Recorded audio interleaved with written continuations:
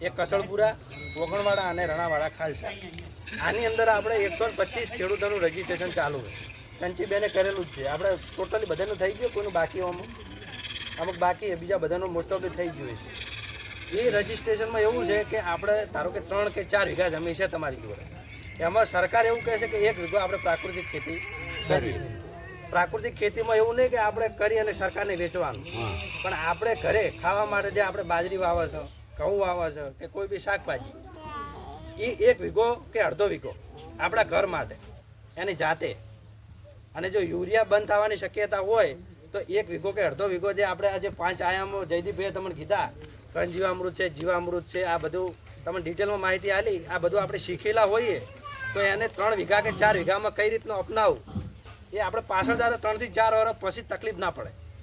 એટલે રઘુભા આપણે CRP-માં છે, આપણા પંચાયતની 3 પંચાયત વચ્ચે, અને કૃષિ સખીમાં છે 2 નામ મળે. પણ આપણા માટે ઘર માટે તો સારું કે બધામાં નહીં કરવી આપણે અડધો વીઘો છે સરકાર છે એક માટે કરી જુઓ, ટ્રાય મારવા આપણે ઘર માટે. પછી ઇમોમ જો સક્સેસ જો તો આગળ વધવાનું. એટલે રઘુભા થોડી એના અનુભવ તમને કહે છે, બરાબર? રઘુભા બોલો. તો નમસ્કાર, જય ગૌ માતા. હું આ 5મું રનિંગ વર્ષ છે.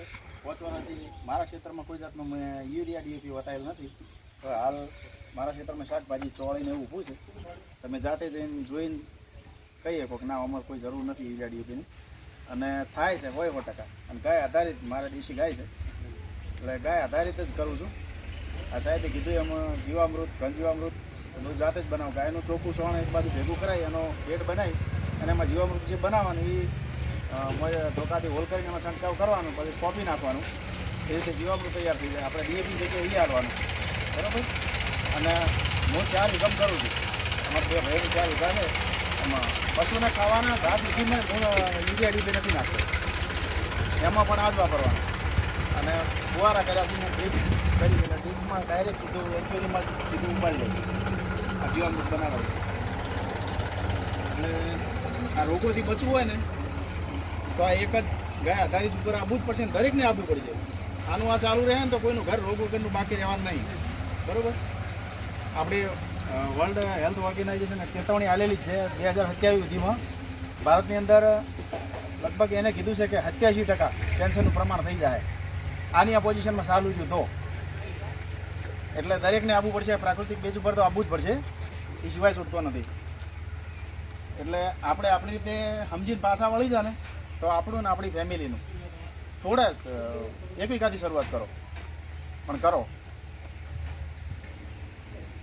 ઉત્પાદન આપણે મળે છે કે નહીં મળે? ઉત્પાદન મળે. હાલ મારા ચોળીને ઊભું છે, જેને જોવા આવું છે.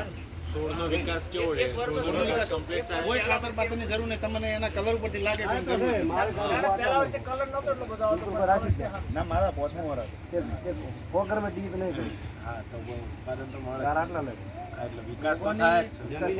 આપણે યુરિયા DAP ઉકરાવું છું નાખે. આપણે બાળક છે માતાનું દૂધ 4 પીવે છે, કેટલા હતા? 3 લાવો. એક તો શું આપણું કરો? બાળક જન્મે એટલે માતાનું દૂધ પીવે છે ને, એ શરૂઆતથી જ એના દૂધની અંદર પેસ્ટિસાઇડનું રાસાયણ જતું રહે હોય જ છે. 30 સેમ્પલ લેવામાં આવ્યા હતા ગવર્મેન્ટથી.